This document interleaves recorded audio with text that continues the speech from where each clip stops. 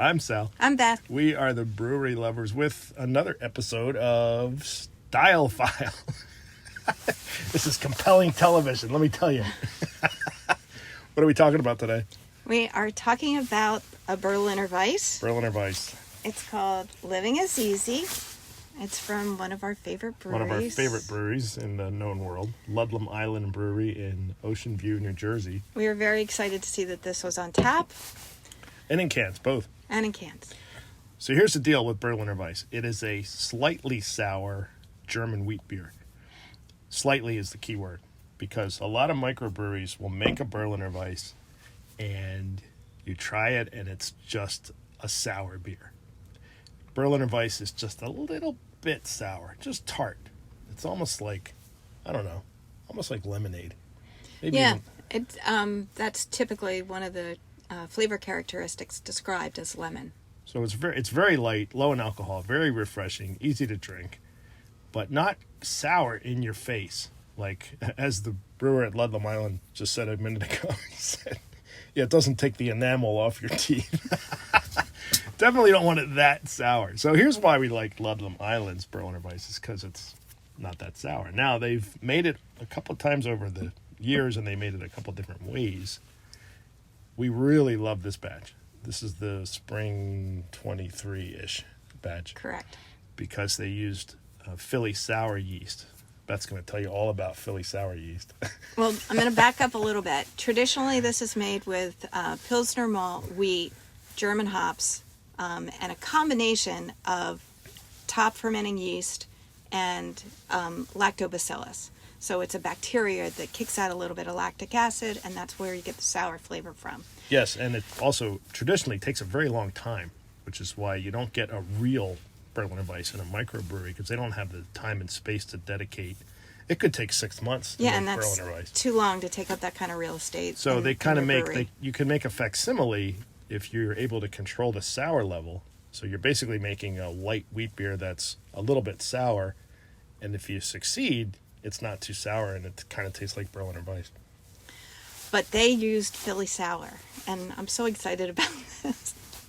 So Philly sour was discovered, it's a naturally occurring yeast that was discovered in West Philadelphia by a student at University of the Sciences brewing program.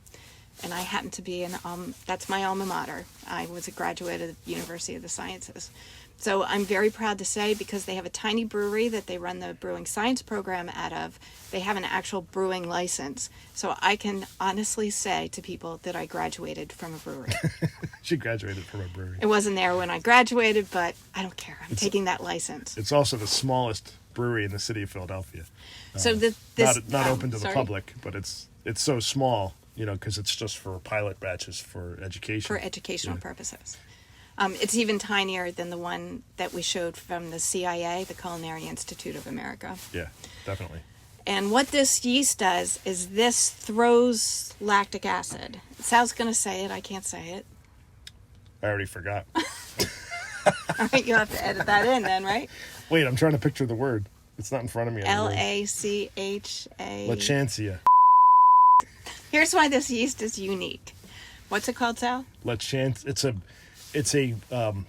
The species is Lachancia. It's a variant of Lachancia. So regular beer yeast is Saccharomyces. This is closely related to that, but it's a different species, as opposed to, most of the time if you talk about yeast, you talk about strain. So it's like the difference between a poodle and a dachshund and a German shepherd. They're all basically the same species. They're all wolves, actually, but they all act and behave and look a little bit differently. But this is a different animal, so to speak, because it's a different species of yeast. And what this does is, in addition to generating ethanol when it ferments the sugar. Okay. Well, I don't know why I can't say this today. Can I do it again? Yeah. So what this species does that is different from other species is, in addition to making ethanol as it ferments the sugars, it also makes lactic acid. So instead of having to add a lactic acid producing bacteria like lactobacillus, or using Brettanomyces. Right. Which is also another species of yeast altogether. You throw this in, and it does two things at one time. So Now, it's kind of revolutionary. Yeah, it really is a game changer for brewers because you can put in this one agent and you get sour and beer, ethanol. So here's the other really fun thing about this beer. All right, so it's a wheat beer, so it's going to be a little bit cloudy, probably. Should be. That's the one thing the brewers are complaining about this particular batch is it's not as cloudy as it ought to be. Okay, so It's a little bit. a little bit cloudy. Yeah, that's kind of nice. Perfect. All right, pretty yellow color, right? But it's not unusual for this beer to be served with flavoring. So I have in this glass what they're serving at the brewery. It's blood orange. Traditional is raspberry. Yes. Red. So you would get more of a red color than I'm getting here because this is blood orange instead of raspberry. But then the other traditional flavor is from a plant called woodruff.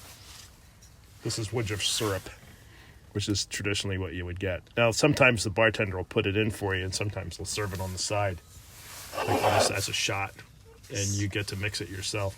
So was it in a pint? You would add 20 milliliters to... 20 mils, yeah. Okay. Right?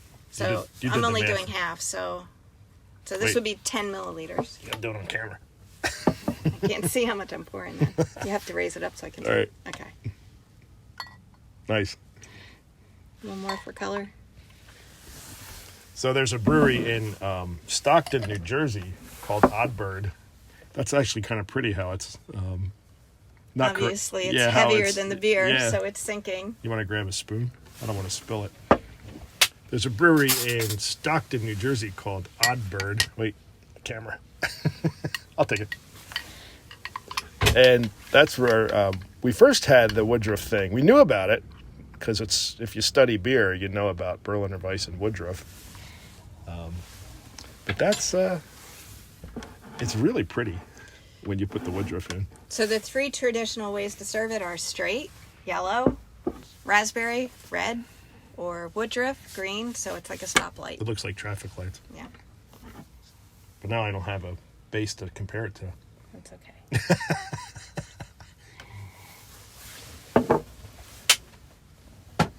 Luckily, our house is so small that I can... Yes.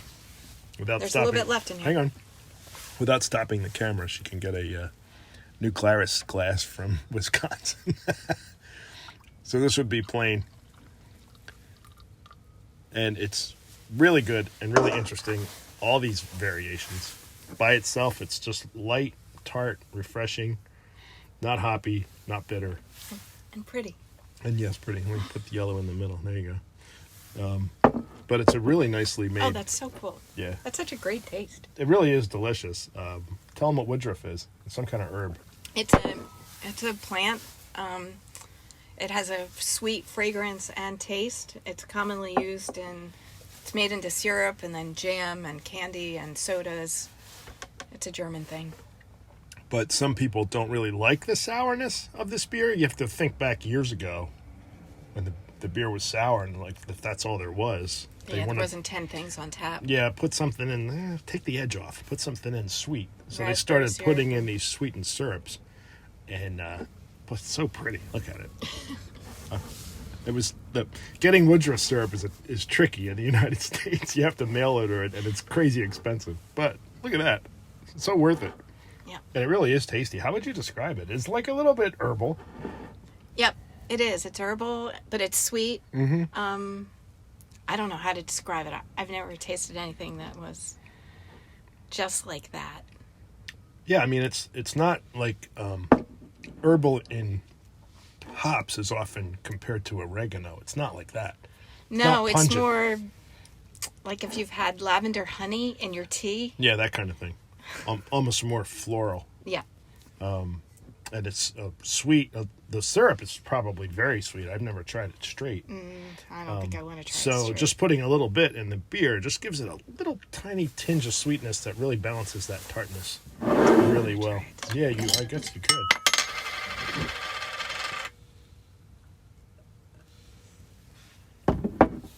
It's like medicine. I'm just going to do a finger because that's going to be too much. Wait, show it to the camera.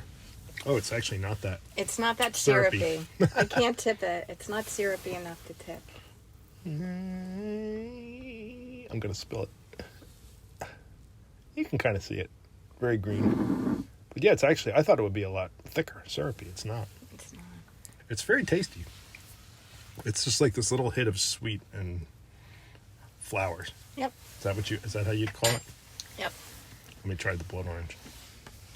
All right, and then we also found at Lidl today. I've had this before. I didn't know that such a thing was available in the United States. Mini Berliners. So this is a joke amongst German-speaking people when John F. Kennedy made his speech, and he said, "Today, ich bin ein Berliner," meaning, today I'm a Berliner. We're all Berliners today. And of course, the crowd went nuts. They gave him a break. But what he should have said was, "Ich bin Berliner." By putting in the article ein, he actually said, "I'm one of these. I'm a jelly donut pastry." So we thought, a little historical perspective as well. Now we're eating a Berliner and drinking a Berliner. You don't get to do that every day. I'm not a donut guy. I'm not but we bought them. We're going to take them into the brewers. It tastes like a jelly donut. It's a jelly donut. Mm-hmm. This is better. I do like the occasional donut. But if you walk into the break room at work and you open the box and all there is jelly, I don't have one. I'm just not into them. But, today we could drink a Berliner and eat a Berliner. So why not? What else? That's it. Cheers. Enough nerdery for one time. Never enough nerdery.